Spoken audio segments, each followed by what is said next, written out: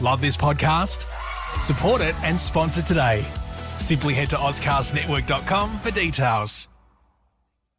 The Word Docs acknowledge that we meet on the traditional country of the Kaurna people of the Adelaide Plains. We recognise and respect their cultural heritage, beliefs and relationship with this land. We acknowledge that these lands are of continuing importance to the Kaurna people living today, and we extend that respect to other Aboriginal language groups and other First Nations.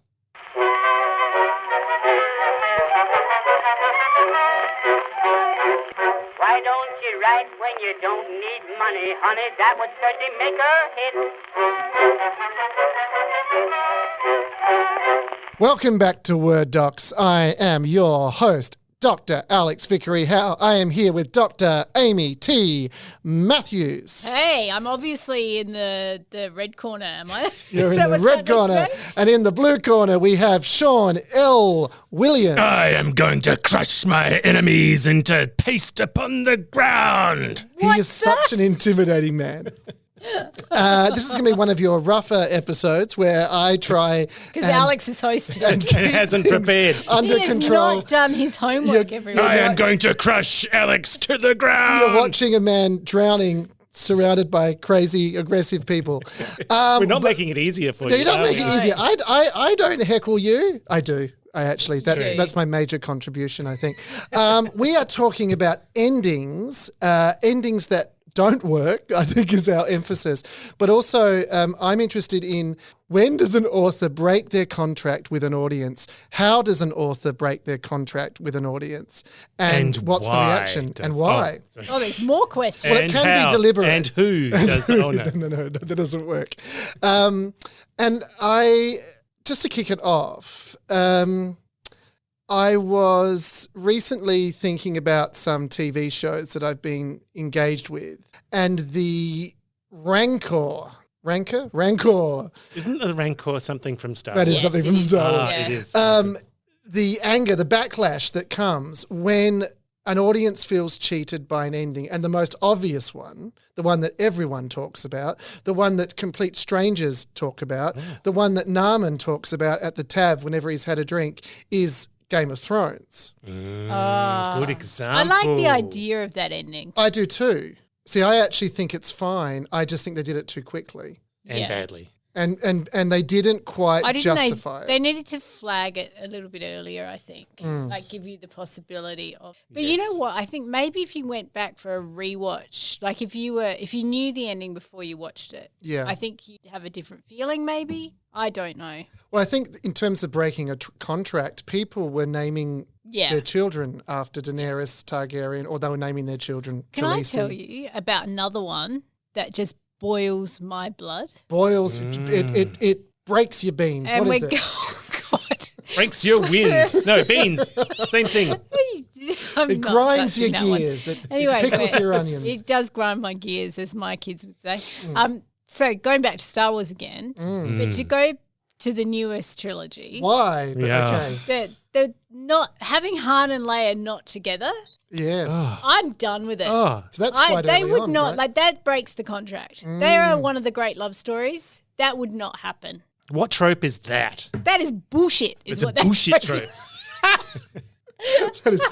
I do not like it. So yes. I was annoyed because you can't take the great love stories unless they're tragedies like Casablanca where they don't end up together. Spoiler alert. So if they did a sequel to Casablanca and they were together, they were happily married. How would that break the contract? That's like when they did the sequel to Gone with the Wind, which is not okay anymore anyway because it's a very racist story. Right. Yes. But when they did a sequel where like Rhett and Scarlett end up together, it's like that just destroys the power of the story. Romeo and Juliet too. Yeah, they're back. They're back. The zombies.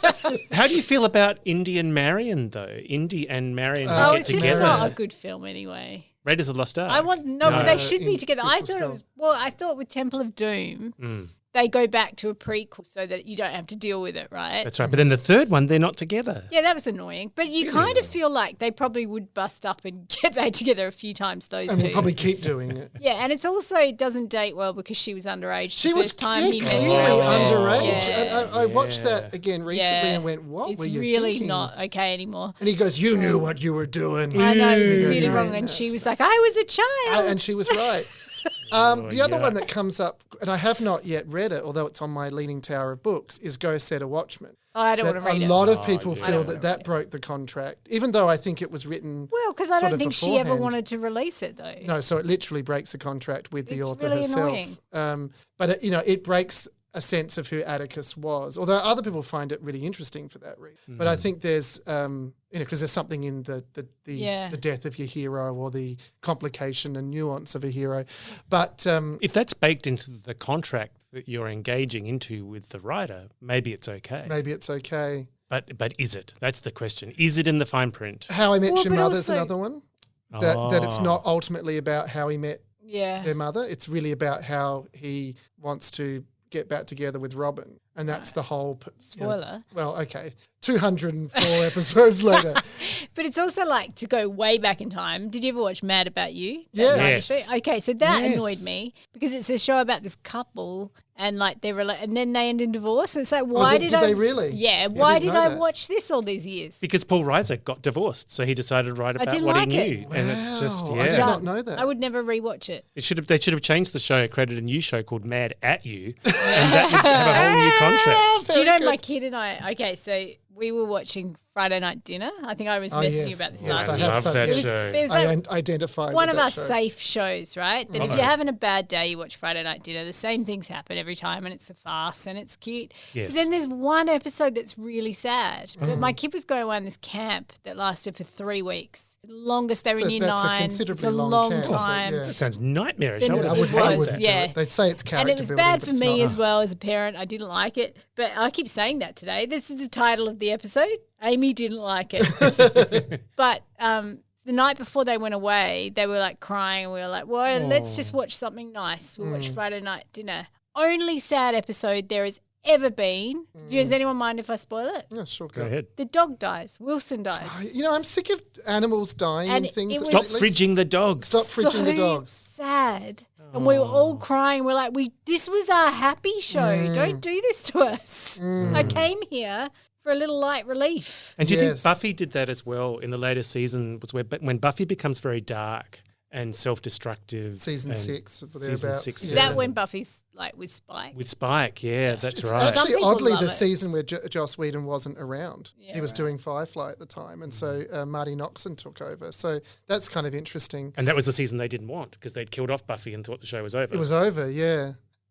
Ted Lasso, which is my favourite thing at the moment, and that Rick Astley episode, as far as I'm concerned, is genius. Putting that aside, they have an episode where a dog dies, and they did it very well. They did it very well, but I've got a thing lately where I am sick of animal cruelty being done for laughs. Yes. It's one of the reasons I turned off The Boys. It's one of the reasons why I hated There's Something About Mary. And there are so many reasons to hate that movie. Yeah. These days there are. Yeah, Well, absolutely. back then when I was bad. watching, I was thinking, why is this theatre I just laughing think, at this I terrible think animal film? cruelty for cheap laughs, forget it. But Ted Lasso did it People well. cruelty, on the other hand. Well, Oh, that's fair game. Oh, people, they people aren't innocent. But Ted Lasso, it did kind of hit me a bit. I went, oh, not Ted Lasso. That's I know, the because show I I'm go going to. here to be safe. Okay, so Yeah. this is what we talk about with romance, that rom-coms and most romance is where you go to feel safe. It's like, you Yes. know you're going to get a happy ending. It's going to be nice. Yes. They're consolatory. Yeah. And if suddenly that consolation is ripped away from you, It's awful. awful. Do you know about the ending of Alf? Remember Alf, the alien The from alien. Melmac? Yeah.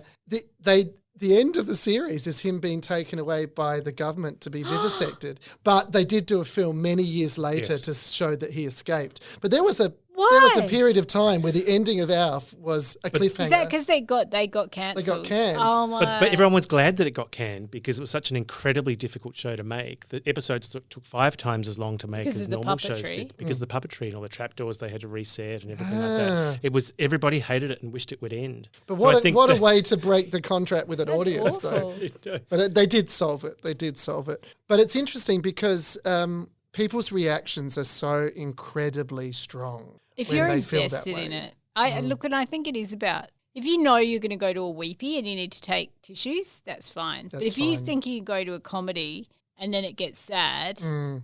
and I think a lot of people, I don't know, because like you go to The Notebook, right, the Nicholas Sparks book that became the movie with Ryan Gosling and Rachel McAdams, it was sold as that kind of weepy love story. So you kind of know what you're getting into. But when you go, there are other ones, I can't think of them off the top of my head, but there have been times where I have turned off or thrown a book across the room because I'm like, this is not what I wanted. What's the comedy set in World War II? It won an Academy Awards, an Italian film from a long Life is Beautiful. Life is Beautiful. I had no idea that it would suddenly take this desperately unhappy turn towards the end. I felt really betrayed by that film. A friend of mine, I don't necessarily feel the same way, but I accept the argument. The Alan Rickman, Emma Thompson through line in Love Actually, which is gut wrenching, but I think it's a very effective piece of writing. But she said, no, that breaks the contract of what I wanted from this movie. Well, I think the problem is my usual Richard Curtis complaint, which is that there are no women who get happy endings who are not the young hot bits of crumpet. Oh, that's right. So like Keira Knightley gets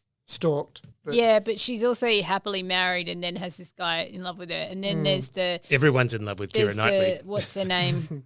the Hugh Grant's love interest, who's his secretary. Martina, whatever her name is. She's like the hot.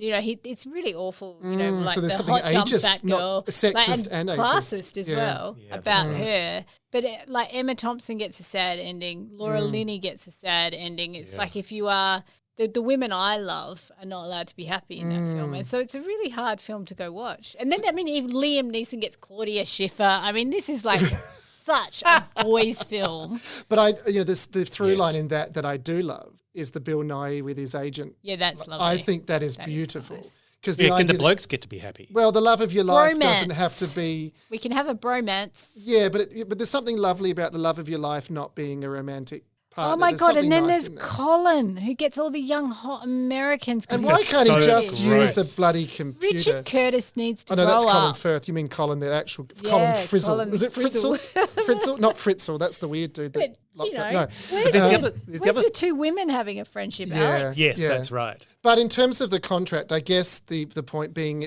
that. Am I being strident right now? No, I completely agree with you. I love the way you took me seriously. I was being sarcastic. No, but I completely agree with the underlying thing.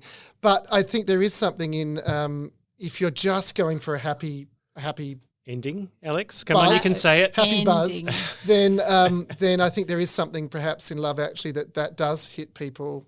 It does hit people. I don't know. I don't feel strongly about that particular aspect of it, but a friend of mine was very angry. It's very angry. The Laurie Linney one is quite upsetting too because you think it's going to be lovely, and I'm like, what a dick. Maybe literally. Does he she leave? gets a call from her brother who's mentally ill in a hospital at Christmas, and he's like, "Oh, I can't do this." It's like, so you really just wanted to get off. You weren't interested in her as a human being at all there, and you couldn't put up with that. In Richard Curtis's world in that film, the young women get happy, but then they get older and get unhappy, and then there are no more old women and the old men have to get together.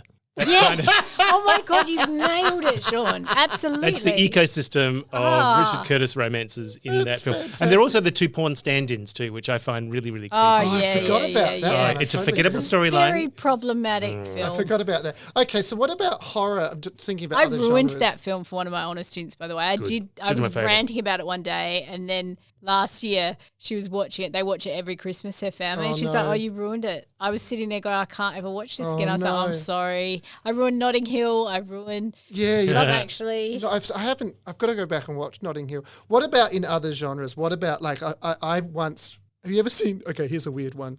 House 2. It's a PG rated horror film. Yeah. I think I remember did House back in the quite video fondly. days. House, I think, is actually very well written. I think House is a great, well written horror film. House 2 is incredibly comedic and ridiculous, and in a way, it breaks the contract. It just broke the contract in a way that I kind of went, "Oh, this is kind of ridiculous." Like at one point, there's an electrician who goes, "Oh, looks like you've got a portal to another dimension here." I'll just, it's just ridiculous. But but when something breaks a contract. In the horror genre, I think it's quite interesting. Like a non-scary horror film, or when it gets pathetic, like Or an unexpected horror film like From Dusk Till Dawn. It starts like a heist film and suddenly there's which vampires you either everywhere. love or you hate. Right? That's really effective. I thought that was really. I really liked it. I was really annoyed by it. I loved the first half of the film and I wanted to see more of those sociopaths. And My suddenly, favourite part is the very ending when the guy that they were going to meet there. Did you know about this? Oh, I've driven past it a few times. I really like one horror story I think does it really well is Cujo by Stephen King. Now, it is so dark. And I made the mistake of reading that when I had a son who was only 3 or 4 months old. Oh, no. And I must have cried for hours after that ending, but it's really effective. It's such a bleak book. It is. It's completely apocalyptic. He has no memory of every writing he has no level. memory of writing it. That's the but classic it story is of like that. you feel it's so awful, but it kind of works. Like I've never forgotten it, and it was really effective. Yes. And the film is different, isn't it? The ending of the film is different? I can't remember now. It's inferior. I haven't seen seen the the film film. I for a think I've just long read it. time. Yeah. So is that breaking the contract in the Stephen King? Well, I don't know because he's dark, but back in the early days, he did have happier endings. He has written a few now that don't end that well. Yes. And he wrote books that were ambiguous, like Yeah. The Shining, for instance, is redemptive, but it's still pretty bleak It is. for some characters. I really loved The Long Walk, which was a Oh, Richard yeah. Bachman book, and that's dark. It's really dark, isn't it? Oh, So have either of you ever gotten really angry at a story and felt like this has broken me? This has broken what I wanted from it? Yeah, I'm trying to remember now though. yeah, me Yeah, too. Definitely. Yes. Definitely, I've thrown books across the You've room. actually thrown books Yeah. across Yes. the room. Really? And maybe before the end, when it takes a turn and you're like, this is not what I was here for. Yeah, right. But there have also been films that were sold as rom-coms that weren't rom-coms. And it's just like, I'm not here to be sad. Like, I'm having a bad week and this was not what I'm here You've for. trapped me. You've lured me Yeah. under false pretenses. Yeah. Yes. I don't think I've ever thrown a book across a room. Oh, I have. Only one. Oh, what was it? It was the first book of the Gormenghast series. Oh, by Mervyn Peake. And I remember the exact moment where I thought, it's taken 5 pages for this person to step over somebody sleeping on their doorstep. I cannot take You did it any 5 more. pages in? No, 5 pages through that scene. And there was more to come. He raised his foot. Yeah. The foot shook slightly in the breeze. Because that's Had like, second thoughts, that retracted his foot a starts bit. with the hall of something objects. I forget. I threw it in the fire. I You think. threw it in Oh, the fire. wow. It felt very Wow. cathartic. And apologies to people who love this book because some people My mother do love loves this that book. I Loves just it. and maybe I'd like it more now, but I hated it. Hunchback of Notre Dame, the Disney version. The which Disney was version. already a silly idea, I think, to turn Right. that. But I went, this is such a cruel film that it's breaking the contract of what an animated Disney adventure should be. And it's got implied almost kind of stalkery pedophilia going on in my that film gosh. too. I think that one breaks the contract of what Yeah. it should. An animated Disney film should be. Yeah. And I kind of feel that way about the live action Iron King. I say live action, even it's Not, no, li- I live mean, action. those I are haven't very seen it. well trained lions. if it was like Yeah, that's live right. action. But that Disney films about animated lions aren't supposed to look real life. So Yeah. the very conception is a betrayal of The for me, point. the Yeah. point of these Yeah. films. The artistry of it. And yes, you can make it look as live action as you want, but they're talking and they're singing songs, so you're not fooling me. Racking my brains now to try and think what. David Attenborough watching the live action Lion King. No. Here we Not at see all. unrealistic behavior from the Queen of the Bride. There's been a couple like that where I've just kind of gone, no, that's not. And you do feel it strangely as a kind of betrayal. Oh, it's Oh, interesting. I'm thinking it of a is. Lee Child book, and I forget the title of it, where at the end of the book, it looks like Jack Reacher has died. And the ending, in fact, is completely unexplained. And the book just stops, and it's like, this is not how a Lee Child novel normally goes. And then the next book, you're thinking, great, I'm going to find out what happened. And it starts off 6 months later. And he's all bruised and battered. Something's happened to him. But the explanation apparently is there in the book. It's this deeply embedded mystery and that people have Oh, that's explained. annoying. But it is annoying It's because after 20 books, you know what a Jack Reacher novel's going Yeah. to look like broadly. I Yeah. mean, there are variations on the themes and that's what makes them exciting to read because they're not all exactly the same. But this one was completely out of the box and yet it makes it weirdly weirdly powerful and memorable that And he it's did probably break been the talked form. about more online. I mean, mystery novels can do. I mean, I love Agatha Christie, but there can be portrayals in the mystery genre where you go, "Oh, I had no chance in hell of ever guessing." And that's that. annoying too. That is Yeah, annoying. that can be very annoying. Yeah. Okay. So here's a book that really annoyed me. It was Tim Winton's The Writers. Have you guys read that? No. So it's a mystery. Like this husband and his son are trying to track the wife, and they go I think they go to Europe, and like the whole book is driven by this mystery of trying to find the wife. And then it just ends. And spoiler alert, they never find the wife. And it's but it's like this real page turner where you're like, oh my God, where's she going to be? Is she going to be here? Well, how's this going to work? And he's like drawing you through it. Like you're up all night trying to get to the end. And then it just ends and they don't find her. And you're like, well, what did I just waste my time Oh, doing? that is cruel. There's a whole class of books like this. Like It Rains on Thursdays, or sometimes It Rains on Thursdays, and the Rorschach texts, and Brazil, and the Madding of Danielle Hooligan. Where Yeah, there's see, this- Rorschach text I loved, but then I got I to liked the end. Brazil. But the ending, it turns out the Brazil's main great. character's mad, is not a satisfying ending when you've read it like 4 or 5 times. So even though, because it's not in the contract, it's like the Rorschach text sets up this really fascinating, fantastical world and universe that you think you're going to get to understand at the end, and it turns out, oh no, he's just mad. Yeah, he's just crazy. He's just Yeah. crazy. It's all a metaphor. It's like, And it's no better than they woke up and it was all a dream. You know, Yeah. that's But you know, this is part of the problem of writing, is that setups are the most interesting thing. Yes, I Yeah, often that's say right. The this. first act is really fun. Classic Stephen Moffat. oh yeah. I love That's Stephen true. Moffat, but that's classic. Stephen King too, like does these amazing setups, but particularly with horror and romance, right? So romance, the problem is that it's too predictable. Like you get to the third act and they're usually really boring, particularly rom-com films. Not Amy Barry's Not new Amy book. Barry, clearly. That's got a wonderful McBride third gets act. away. But then with horror, it's that you can set up this amazing kind of mystery box, and as suspense, soon as like you open what's it- in it, what's the monster, and then as soon as you see the monster, you're like, oh, that's that all lame. it Is that all? Really? I thought it was going to have 25 tentacles. Asking, To asking paraphrase questions. Stephen King, that's not an original thought. I thought the giant cockroach was going to be 20 foot high. Asking questions is much more exciting than answering them, Yeah. ultimately. So then how do you wrap it up and follow through and like make that feeling satisfying and not frustrated? I think you've got to make sure what question you're answering for the reader. No, you've got to make sure what question you're asking for the reader very early on, and either answer that question in a way that will be satisfying to the reader, or say, well, actually, that's not the most important question. Yeah. This is the most important question, and you will find it more interesting. Yeah, than which the is one very you thought hard it was to like. pull off. That is Yeah. so It hard is. to pull off. But thinking about one, so just circling back, and again, like I just want to preface this by saying it's really racist and it's not a text I necessarily want to endorse, but Gone with the Wind and Casablanca, they work because to have them get together would solve the tension, and the tension is what's pleasurable, like unrequited, not able to be together kind of love. Like I guess Twilight does it, and there's other stories Well, this that is do why it. TV shows die when people get Exactly. together, right? TV shows are a great example. The Will They, Won't They, Ross, Rachel, whatever. Scully Mulder. The minute you have them get together, the tension is gone.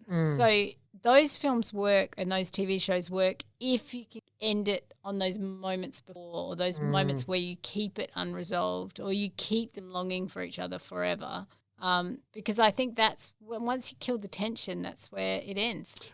Twin Peaks, classic example. Yeah. Once they revealed who killed Laura Palmer, it done. sputtered, and then they tried to bring new, Nah, and they it's done. eventually sort of did, but you went, nah, too late. That's the question. Too late. Yeah. That's the narrative question. And David Lynch didn't want to answer it, but I think the Yeah. network mandated that he they that he would have been kind of annoying to not answer it, to be honest. Yeah, well, I think you answer it and then you finish Because it. the whole series is Who Killed Laura Palmer. And I think you're drawn on by knowing it. The other one is like Lost. Oh, people! I was in Japan, and a friend of mine got so angry that we teased him about the ending of Lost. He just walked into the beach of Okinawa And never came back. and just kind of stormed off. Didn't want to come back And got lost. because the beach of Okinawa feels like you're on the island in Lost, and so we teased him mercilessly by going, "Oh, I think they're in purgatory." No, they're not. It's a deeper metaphor. You're all monsters. But it wasn't purgatory. What was it? It wasn't purgatory. See, there you go. See, this is what Right. Sean See, would have stormed off into the beaches of Okinawa. So Lots did give us an answer to the question of the island that was not satisfying, but they shifted the question of the final season in a way that was not obvious until the very end. So what was the island? Well, the island it was stupid. It was maintaining some kind of balance of good and evil, whatever. Right. But the last season was a mixture of Jack's last few days of his life and the afterlife of all the other characters. And only that last season is the afterlife. Right. Of them bringing, after their lives, after the island or after their deaths on the island, they can't move on to the next plane of existence until they've come back together in this place that was where the most important thing in their life happened to them. I feel like they didn't know what the ending Well, was. It was always going to be it was originally going to be a crashed spaceship that was operating defense systems. That was the first season or two, and then JJ sold it to somebody else to take over, and they went, well, we're not going to be able to string this out for 10 seasons, so we're going to make up all this other stuff. Correct me if I'm wrong, I'm sure, is it Damien Lindell, the other Lindelof or something. co-creator, and they said initially this will be plausible. Yeah. This will have concrete, plausible answers. And then it drifted. And so that is breaking the contract with It an is. audience, I That's think. correct. Can I That's float very something, JJ. Mr. Host? Were you timing this episode? No. No, there's a timer on I our have- recorder. I have a referee doing this. We are here recording with our beautiful new equipment, courtesy of Flinders University. I was waiting for Sean to nudge me And with a stick. I can tell you now from the timer that we have about 5 minutes left. Okay. So okay. So in summary, We're not lost after all. we're not lost after We all. may be in purgatory, but we're not lost. What an example each of a story that did the opposite, that delivered Oh, God. and that was deeply satisfying, that you just went, that one really fulfilled its promise. Because again, asking questions is easier. A plane where there's more people on the plane that crashed, I mean, that whatever it is, that's much more exciting than any answer. All right. I think I've mentioned this one in a Okay. podcast a couple of episodes ago, but Sleepless in Seattle. Yeah. Some Yes. people hated it. And in fact, I didn't go to the movies to see it because one of my closest friends said to me, "Oh, don't go. It's so boring. Nothing happens." Right. And so I watched it on DVD thinking, oh, this is going to be boring. And I put it on and I was on the edge of my seat with suspense. I just loved it. I was like, what was she on? This is incredible. And I spent the whole time, because it kept going and they hadn't met, going, when are they going to meet? And so I found that ending immensely satisfying. Right. Because it only happens for it's like 5 minutes, right? They meet and then they get into the lift and the magic's happening. But she ended on the high point. And I just thought that was a brilliant ending, because the question is, are they ever going to get together? Are they ever going to meet? And you get it right at the end. And I thought that was brilliant. But some people hate But it. divisive. Yeah, some people absolutely hate it. Sean? For me, there are many examples. One that comes to mind from horror is the French film Martyrs, not the American version because they changed the ending. Martyrs is, for those who've seen it will know, it is a brutal that changes story, sometimes main characters every 10 minutes. It's almost like it's a whole new film every 10 minutes. And some of it is extremely confronting, shockingly confronting, to the point where I thought about switching off at one point. But I convinced myself that it wouldn't be so highly rated if it didn't have a point. So I pushed through it, and it did have a point. So the question of why is this happening? Why is this film structured this way? Why is it so brutal? What is the point behind it? Was extremely well satisfied in a way that delivered not just in terms of that question, but in terms of the genre, because it's about as bleak as possible. And You can basically pick the difference between Sean and me in these answers. well, no, I love a good romance, and I was thinking of romances. I was thinking of Green Wing. all these romances. Green Wing. Oh, I cried at that special at the end where she floats off into the sky. You know how much I love that. But I thought we talked about horror. I better come up with the horror one. I was thinking of The Thing originally. I was going to say The Mist, the film version. The film version, which is Yes, better than more the so Stephen than the King book. version. Yeah. Oh my God, it's so dark. And Alien. Alien. Alien's pretty good. Weirdly, classic, but Murder on the Orient Express, I think, really delivers as a mystery novel. Yeah. There's a series called The Honourable Woman with Maggie Gyllenhaal. It's a kind of political thriller yeah. I love show, her. really. So do I. And it was, I actually don't completely remember the ending, but I remember just who was responsible for what happened, and found that deeply satisfying and unexpected. And I went, oh, that one delivered. One of those short form series that really delivers. River, I think, really delivers as a short form series that's very clear about what it is and what it wants to say. Yep. Fleabag, I Oh, think. Fleabag. The ending is so good. It just kind of rips your heart out, but in a way you that know, makes it's those sense. moments like the fox and then her like dropping the statue, and there's like it's such a good ending. The painting falling down. That love story is one of the best. Yeah, that is kind of gut wrenching, really. Yeah. Oh, The Office, the British Office, when Dawn comes back for Tim. One of the best endings ever. Yes. And I really want to talk about Severance, but you guys haven't watched it. But everybody listening who's watched it will know I wonder why I want to rave about the ending of season 1. It delivers so perfectly on the question that's answered in the opening. So there, you guys have got to watch it. I thought you'd bring up Stephen Moffat, but... well, Moffat's fantastic because his two-parters always start off with one question and end on a different question. Sort of sidestep. And usually it's very satisfying. And he's got that knack of changing the question halfway through and you go, wait, what the fuck? And then you go, actually, I like this even better than the original question. So whereas others aren't so good at that. Brilliant. Well, on that dark note, it's been a pleasure once again. And how do we end this in a satisfying way? Happy ending. Oh, I'm not sure about that one. Damn it. I've been saving that up whole episode. Unfortunately, there's only one way to do it. Happy writing. Happy writing. Oh, happy writing. All right. Humbug. Why don't you write when you don't need money? All your notes sound alike too much. All of them starts with I love you, honey, but they end with the same old touch. Just for a change, send a nice loving letter and cut out that please remittance. Why don't you write when you don't need money, honey? That would certainly make a hit. Let's talk about happy endings for half an hour. You guys are rude. I didn't mean it that way. I let it go. I've heard that. The pervert. That's what she said. I think. Alex is actually trying to be sensible here, Amy, and we shouldn't let him. You know Sean's recording already. Yeah, this is going on the end of an episode for sure. I think it would be interesting to debate what we think of breaking a contract with the audience is, because we might not agree on that. I think as a matter of principle, I like to disagree with you, okay. Alex, but I'm not sure I can in this count. And it's always like, if you want to have the last word in a conversation and you really want to make it count, make that last word dickhead. Dickhead. And then kill everybody in the room. And then you've won. Love this podcast? Support it and sponsor today. Simply head to AuscastNetwork.com for details.